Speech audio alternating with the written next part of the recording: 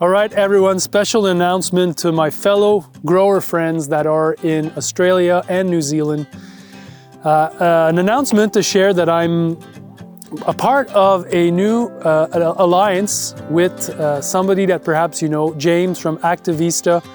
I've known James for many years now, and throughout those whole years, he's been so helpful promoting a lot of the tools, the equipment, and some of the techniques that I've been pushing here in North America. BCS, walk-behind tractors, caterpillar tunnels, a lot of the hand tools, broadforks, hose, a lot of the equipment that we use on my farming system are available in your area because of the work of ActiveVista. One awesome project that ActiveVista is behind is to build and manufacture hoop houses and mini tunnels directly down there, which was a big move because it's very expensive to ship all this big metal from across oceans, and hopefully these price points will affect positively the bottom line of a lot of the farms that can, you know, have access to these local caterpillar tunnels.